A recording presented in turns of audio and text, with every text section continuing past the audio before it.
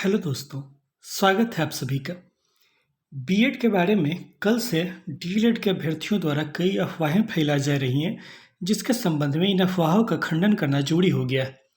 सर्वप्रथम जो अफवाह फैलाई जा रही है कि बीएड वाले जो अभ्यर्थी हैं, ये कक्षा 1 से 12 तक इनके पास आवेदन करने का मौका है, यानी बीएड किए हुए अभ्यर्थी कक्षा 1 से 12 तक आराम से आवेदन कर सकते हैं, इसलिए परेशान बिल्कुल मत होइए। ऐसा कहा जा रहा है, समझाया जा रहा है अलग अलग ग्रुप्स में बीएड अभ्यर्थियों को, और अभी मैंने टेलीग्राम ग्रुप में भी देखा, वहाँ भी जो आपके बिहार के 2 मुख्य टेलीग्राम ग्रुप हैं, उसमें भी कुछ इसी तरह का विवाद छिड़ा हुआ है। तो मुझे लगा कि यह स्पष्टीकरण जरूर देना चाहिए। सर्वप्रथम तो बात हम लोग ये देख लेते हैं कि क्या बीएड किए हुए अभ्यर्थी कक्षा 9, 10, 11, 12 में अप्लाई कर सकते हैं या नहीं कर सकते हैं। कक्षा 9, 10, 11, 12 में बीएड किए हुए अभ्यर्थी अप्लाई नहीं कर सकते हैं। क्यों नहीं कर सकते हैं, जरा ध्यान दीजिए। क्योंकि लास्ट बार जो बीएड किए हुए अभ्यर्थियों को स्टेट की परीक्षा में शामिल होने का मौका मिला, वो साल 2019 था। 19 में एसटीईटी की परीक्षा हुई थी, और इसके बाद से बिहार में एक बार भी एसटीईटी की परीक्षा नहीं हुई है। इसलिए बीएड किए हुए अभ्यर्थी को एक बार भी इस परीक्षा में 2019 के बाद शामिल होने का मौका नहीं मिला है। और 19 में भी केवल ऐसे ही अभ्यर्थी शामिल हो पाए थे जिनका बीएड 2017-19 सेशन में पूरा हो गया था। इस सेशन के बाद बिहार में चाहे किसी भी अभ्यर्थी ने, चाहे वो किसी भी कैटेगरी का हो, चाहे महिला हो या पुरुष हो, उनको एक बार भी स्टेट देने का मौका नहीं मिला है। इसलिए यह एक कोरी अफवाह है, झूठा आप लोग के मन में भ्रम फैलाया जाता है कि बीएड वाले 9, 10, 11, 12 में भी अप्लाई कर सकते हैं। दरअसल केवल वही लोग अप्लाई कर सकते हैं 9, 10, 11, 12 में जिन्होंने स्टेट की परीक्षा 2019 में जिसका विज्ञापन निकला था उसको पास किया। इसके बाद कोई भी अभ्यर्थी इसमें शामिल नहीं हो सकता है। तो सत्र 2018-20, 2019-21, 2020-22, 2022-24 में बीएड किए हुए अभ्यर्थियों को 9, 10, 11, 12 में शामिल होने का मौका ही नहीं मिला। इसलिए जब भी डीएलएड के अभ्यर्थियों के द्वारा ये कहा जाता है कि आप 9, 10, 11, 12 में शामिल हो सकते हैं, तो यह एक बिल्कुल बेबुनियाद बात है, झूठी बात है। अगली बात पे आते हैं कि क्या 6 to 8 में आवेदन कर सकते हैं या नहीं कर सकते। 6 to 8 में इसलिए आवेदन नहीं कर सकते हैं आप, क्योंकि 6 to 8 में आपके पास केवल 0 सीट है। 6 to 8 में आप लोग को कल भी दिखाए होंगे, जो सरकार ने लेटर निकाला है उसके हिसाब से केवल 0 सीट हैं। जो 1745 सीट आप देख रहे हैं, ये 1745 सीट विशेष शिक्षकों के पद है, यानी कि इस पर केवल वही लोग अप्लाई कर सकते हैं जिन्होंने बीएड इन स्पेशल एजुकेशन या फिर डीएलएड इन स्पेशल एजुकेशन किया है। आप लोग जो नॉर्मली बीएड या डीएलएड करते हैं उसको रिहैबिलिटेशन काउंसिल ऑफ इंडिया, यानी कि आपके सर्टिफिकेट पे आरसीआई द्वारा मान्यता प्राप्त, ये अगर नहीं लिखा है तो आप इन 1745 सीटों पर भी अप्लाई नहीं कर सकते हैं। यानी कि सामान्य अभ्यर्थियों के लिए 6 to 8 में, सामान्य अभ्यर्थी कहने का मतलब जनरल कैंडिडेट नहीं है, इसमें इसका मतलब है किसी भी कैटेगरी के किसी भी कैंडिडेट, चाहे वो महिला हो या पुरुष हो, सबों के लिए 6 to 8 में फिलहाल आज के हिसाब से जो सीटें हैं वो 0 सीट हैं। इसलिए आप 6 to 8 में भी अप्लाई नहीं कर सकते हैं। अब बात रहा है कि 1 to 5 में आवेदन कर सकते हैं या नहीं। 1 to 5 में भी आप आवेदन नहीं कर सकते हैं, इसलिए नहीं कर सकते हैं, सॉरी माफ़ कीजिएगा, 1 to 5 में आप आवेदन तो कर सकते हैं, लेकिन शर्त यह है कि सुप्रीम कोर्ट आपको 1 to 5 में आवेदन करने का मौका दे। आप लोग को भी पता है कि सुप्रीम कोर्ट में बीएड वर्सेस डीएलएड का मामला चल रहा है। कल शाम में भी इस पर विस्तार से समझाए थे, इसलिए दोबारा उसी मैटर को नहीं बताएंगे। अगर विस्तार से समझना हो तो कल शाम में एक लाइव वीडियो था, उसमें बहुत विस्तार से समझाए थे बीएड वर्सेस डीएलएड का जो पूरा मैटर है, उसको आप लोग देख सकते हैं।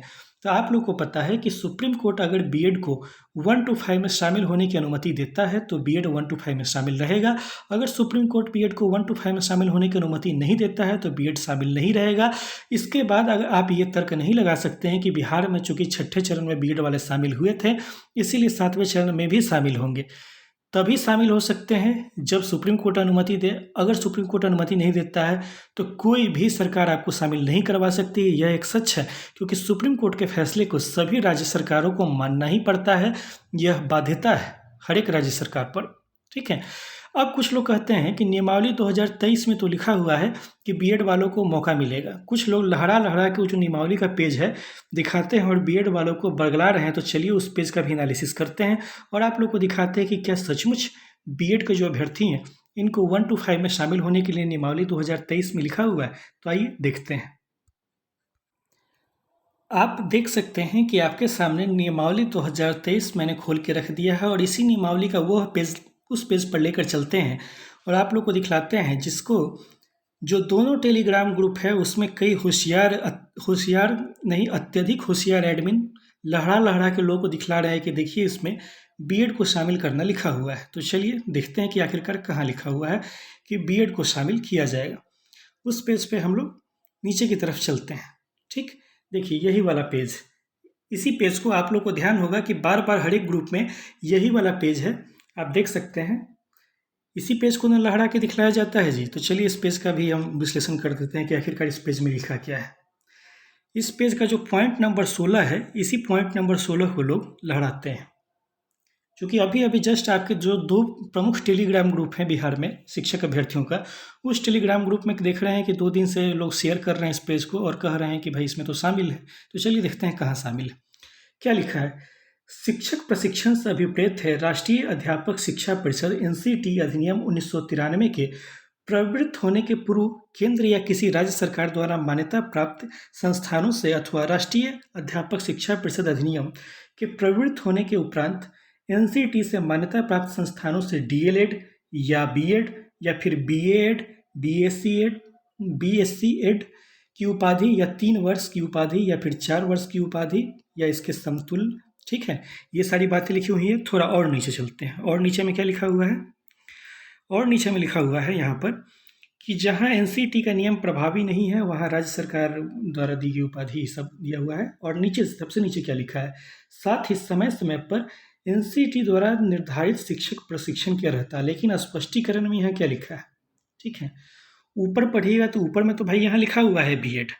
इसको देख के एकदम स्पष्ट लगता है कि बीएड को शामिल किया जाएगा। यहाँ पर तो बीएड लिखा हुआ है, लेकिन नीचे स्पष्टीकरण में क्या लिखा हुआ है?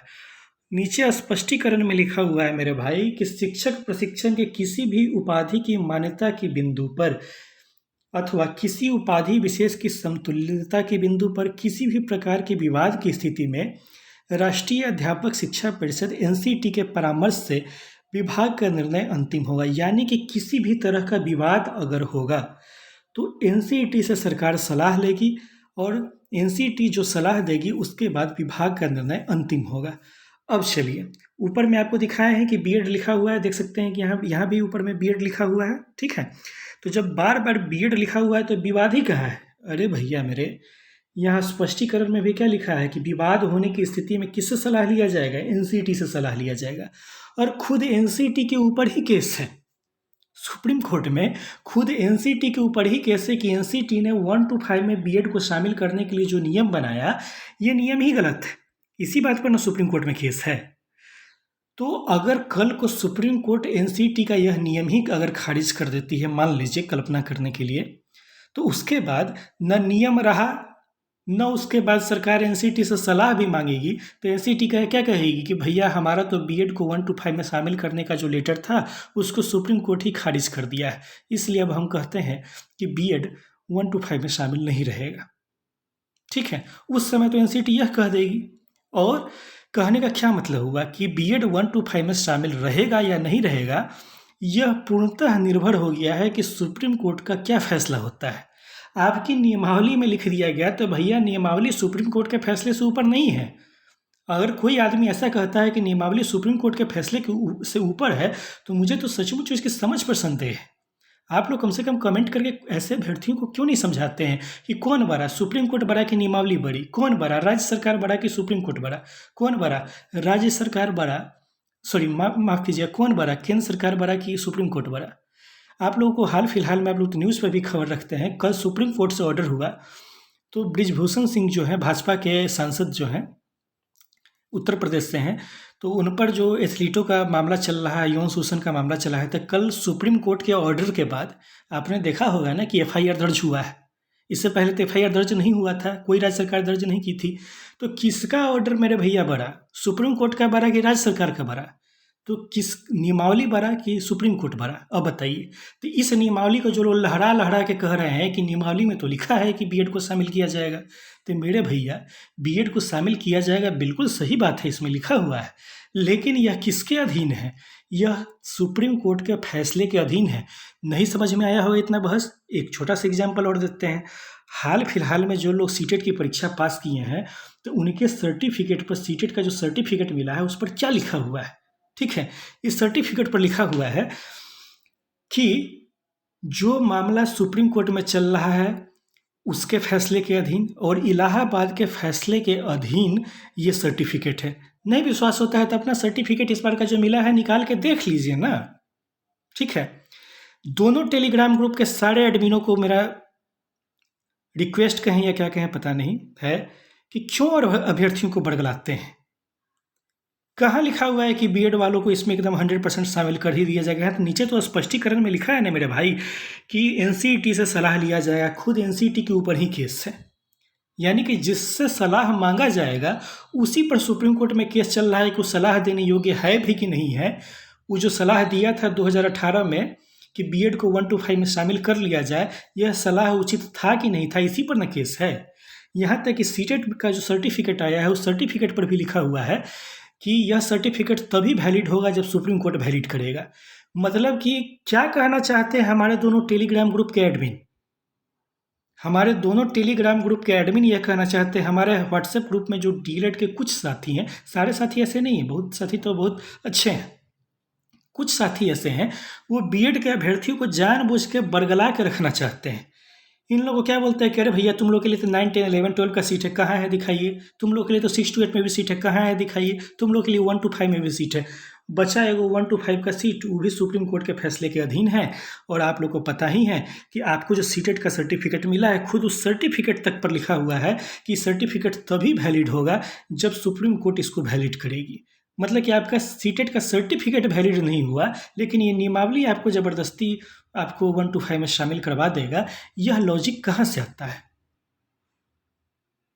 कहाँ से ये सब लॉजिक आ रहा है? मुझे तो समझ में नहीं आता है कि अभ्यर्थी ऐसा कैसे सोच लेते हैं। खास करके बीएड अभ्यर्थी इतने भोले कैसे हैं? आप लोग ग्रेजुएट होंगे, बीएड किए हुए हैं तो स्वाभाविक है आप लोग ग्रेजुएट होंगे, आप लोग पीजी किए हुए होंगे, यानी कि एमए किए हुए होंगे, इससे भी अदर हायर क्वालिफिकेशन आप में से बहुत लोगों ने लिया होगा। लेकिन इतने भोले बन गए आप कि आप कहते हैं कि नियमावली सुप्रीम कोर्ट से भी ऊपर हो गया। अरे भैया, सुप्रीम कोर्ट अगर अलाउ कर देगा बीएड को 1 to 5 में तो अलाउ होगा, कोई दिक्कत नहीं रहेगी। लेकिन अगर सुप्रीम कोर्ट अलाउ नहीं किया ना, तो इस नियमावली को लेकर आप लोग आराम से बैठे रहिएगा और तब कहिएगा कि ठीक है, हमारे डीएलएड के कुछ साथियों ने हमको बरगला दिया था, इसलिए हम बरगला के आराम से सोए हुए थे। लेकिन हकीकत बात यही है कि बीएड वाले अभी संशय में हैं ही, इसीलिए मैंने वीडियो का टाइटल भी डाला है कि क्या बीएड करके अभ्यर्थियों ने गलती की है। क्योंकि फिलहाल में तो बीएड किए हुए अभ्यर्थियों को, जिन्होंने सत्र 2017-19 के बाद के किसी भी सत्र में बीएड किया है, उनके लिए 6 से 12 तक तो कोई भी सीट नहीं है फिलहाल के हिसाब से। और 1 to 5 में भी शामिल रहेंगे या नहीं रहेंगे, यह पूर्णतः सुप्रीम कोर्ट पर ही निर्भर है। सुप्रीम कोर्ट चाहे तो आपको 1 to 5 में शामिल करे, सुप्रीम कोर्ट न चाहे तो आपको शामिल नहीं करे। इसलिए आप लोग को सुप्रीम कोर्ट के फैसले के अधीन ही रहना पड़ेगा। ये बात मैंने नहीं कहा है, ये बात इलाहाबाद हाई कोर्ट ने कहा है। गूगल कीजिएगा, नहीं विश्वास होगा तो। ये बात मैंने नहीं कहा, ये बात मध्य प्रदेश हाई कोर्ट ने कहा है। विश्वास नहीं होगा, गूगल कीजिएगा। ये बात मैंने नहीं कहा है, पश्चिम बंगाल हाई कोर्ट ने कहा है, गूगल कीजिएगा। छत्तीसगढ़ हाई कोर्ट ने कहा है, गूगल कीजिएगा। राजस्थान हाई कोर्ट ने कहा है, गूगल कीजिएगा। अन्य भी हाई कोर्ट भी शामिल है इसमें। तो भैया, बीएड किए हुए अभ्यर्थियों को विश्वास तो होता नहीं है।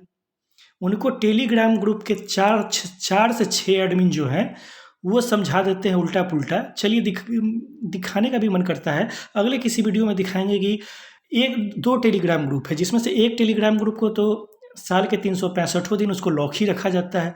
उसमें तो किसी अभ्यर्थी को बोलने की कोई इजाज़त है नहीं, केवल एडमिन को ही बोलना है, एडमिन को ही सुनना है, बाकी अभ्यर्थी तो मूक दर्शक हैं। दोनों टेलीग्राम ग्रुप में 10-10 हज़ार से ऊपर अभ्यर्थी हैं। और एक में जिसमें खुला भी हुआ है, उसमें कोई बीएड का मामला रखते भी हैं, तो उसके जो एडमिन है क्या धमकी देते हैं कि कोई अगर बीएड का बात रखेगा तो उसको ग्रुप से बाहर कर दिया जाएगा। वाह मेरे भाई, इसका मतलब कि आप सीधे सीधे डीएलएड किए हुए हैं, इसीलिए आप बीएड का कोई भी बात भी उठाता है तो आप उसको धमकी देते हैं कि अगर बीएड का बात उठाया तो तुमको हम बाहर कर देंगे। खैर क्या कर सकते हैं, कुछ नहीं कर सकते हैं। ठीक है, ऐसे ही सोना है, ऐसे ही सोते रहिए। फिर से मुलाकात होगी नेक्स्ट वीडियो में, तब तक के लिए धन्यवाद। Thank you.